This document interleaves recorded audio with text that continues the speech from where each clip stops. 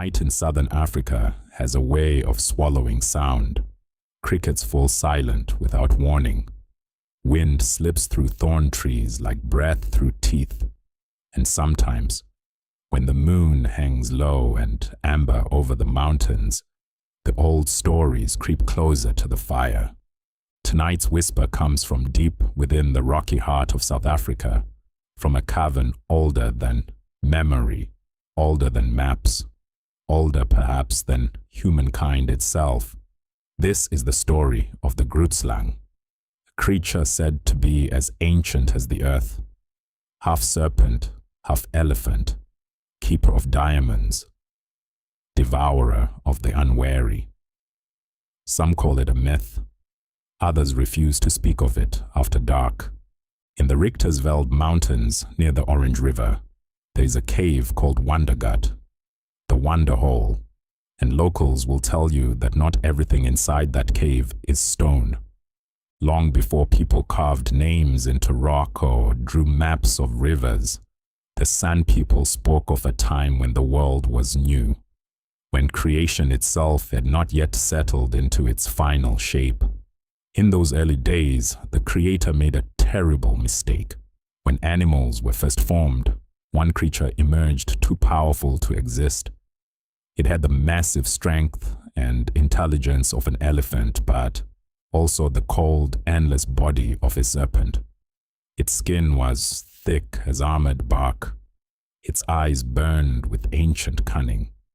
Its coils could crush trees, and its tusks could tear stone. This creature was the Grootslang, the great snake. Realizing the danger, the Creator tried to correct the mistake.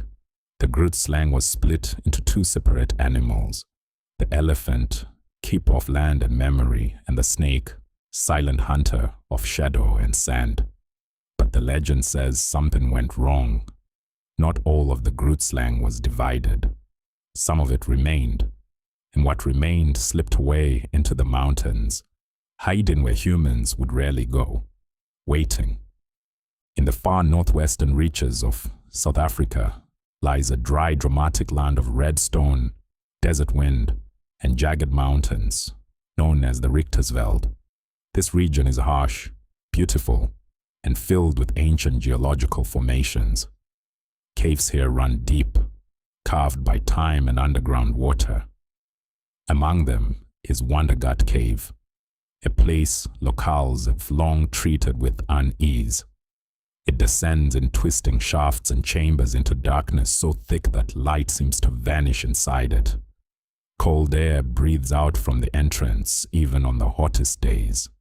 Animals avoid the area, and for generations stories have circulated of strange echoes of bones found near the entrance, of travelers feeling watched even when alone. According to legend, Wondergat is not just a cave. It is the lair of the Grootslang. Inside, the creature coils around a hoard of gemstones, diamonds, and precious stones gathered over centuries. Some say the Grootslang covets beauty. Others say it collects payment because the Grootslang does not always kill. Sometimes it bargains. Unlike many monsters in folklore, the Grootslang is not described as mindless. It is intelligent. Old stories claim it can understand human language and that it prefers a different kind of prey. Greed. Travelers, or miners, who ventured too close to its cave were said to be confronted by the creature. The Grootslang would rise from the darkness, its enormous body sliding over stone, tusks gleaming in the dim light. Instead of attacking immediately, it would offer a choice: bring me gems or become my meal. Some stories say it demanded diamonds or ivory. Others claim it accepted gold, rare treasures, or valuable goods brought from distant lands. In these versions, the Grootslang is less a beast and more a guardian, testing the intentions of those who come near. But bargains with ancient creatures rarely end well, because the Grootslang is patient and it never forgets a debt.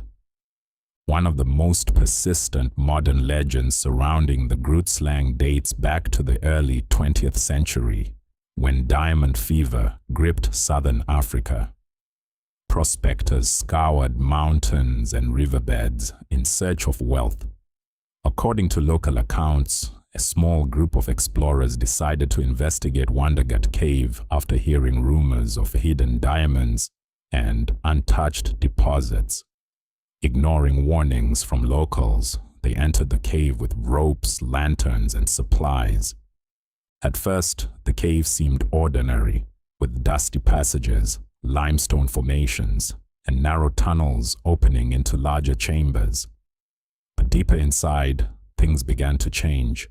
The air grew heavy, and their lantern flames flickered strangely, as though disturbed by a slow, unseen breath.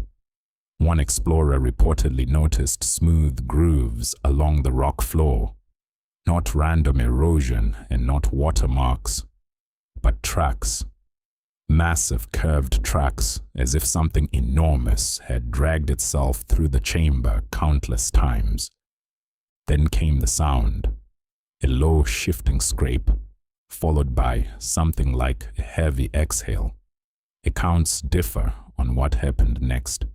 Some say they saw a huge scaled body moving in the darkness, thicker than a tree trunk, vanishing behind stone columns. Others claim only that panic erupted. Lanterns were dropped, ropes tangled, and the group fled in terror.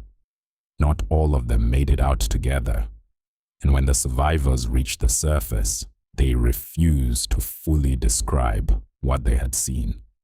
Only one thing was said clearly: there is something alive in that cave.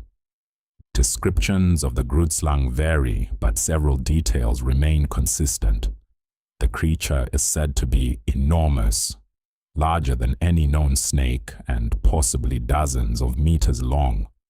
It possesses elephant-like tusks, sometimes curved and massive, and is covered in thick dark scales resistant to weapons.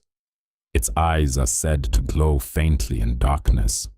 Some versions depict it with a serpent's body and an elephant's head, while others describe a reptilian skull with great ivory tusks protruding from it.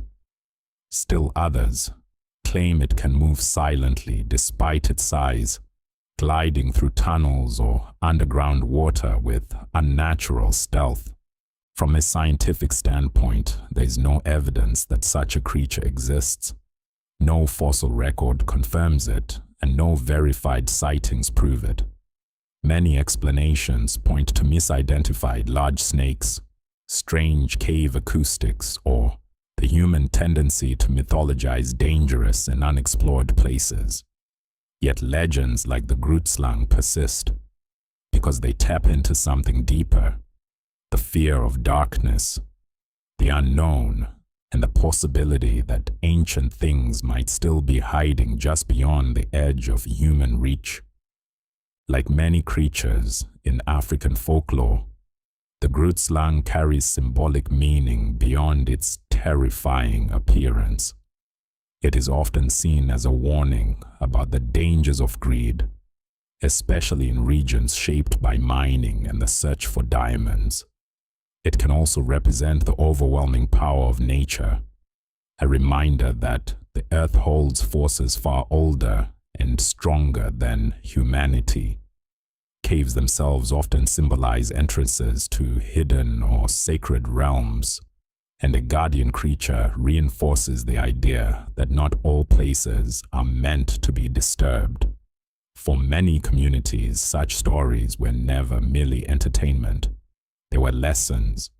Respect the land, respect the unknown, and never assume the earth's riches are yours for the taking. There is also a quieter fireside tale told in some areas. Many years ago, a shepherd boy chased a stray goat too far into the hills. By the time he realized how far he had wandered, the sun was already sinking and the shadows were growing long. Lost and afraid, he searched for shelter and found the entrance to a cave. Cool air drifted out, and inside the ground sloped gently downward into darkness. Thinking only of safety, the boy gathered some dry brush, lit a small fire near the entrance, and settled down to wait for morning. Sometime after midnight, he woke suddenly. The fire had nearly died, and the earth beneath him seemed to tremble. At first, he thought it was thunder, but when he looked outside, the sky was clear and filled with stars. Then he heard it, a slow, heavy sliding sound coming from deep inside the cave, like stones scraping against something vast. A deep breath followed, echoing through the darkness, wet and heavy and impossibly large. The boy froze. From within the blackness, two faint glints appeared. Eyes, huge, unblinking, watching him from somewhere far inside the cave. The sliding sound came again as something massive shifted its weight, and a low rumble filled the chamber. Not quite a growl and not quite a voice, but something ancient and alive. The boy did not wait to understand. He ran from the cave, down the rocky slope, through thorn bushes and sand, not stopping until the first light of dawn touched the hills. When he finally returned home, scraped, shaken and breathless, he told the elders what he had seen. They listened quietly, and when he finished, one old man nodded slowly and said, "You slept at Wondergat." The boy asked what lived there, and the old man simply replied, "Something older than stories." Even today, hikers and locals sometimes report strange sensations near deep cave systems in the region. Nothing supernatural has ever been proven, yet the stories continue. A deep, rumbling sound from underground at night, loose stones shifting when no one is nearby, the unmistakable feeling of being watched near certain cave mouths. Occasionally, livestock go missing in remote areas. Events easily explained by natural predators, but in whispered conversations. Such losses sometimes find their way back into the legend of the Grootslang.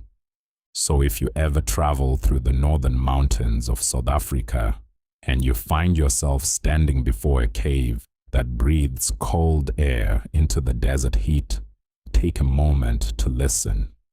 If the ground inside seems strangely smooth, as though worn by something vast, and if somewhere deep within you hear a slow scrape, a heavy breath, or a distant rumble beneath the stone, remember the oldest rule of African night stories. Not every legend wants to be proven false. Of diamonds, the Grootslang may still be of diamonds. The Grootslang may still be waiting, listening, patient and ancient. Because in Africa's deepest nights, the earth does not always sleep, and some whispers come from below.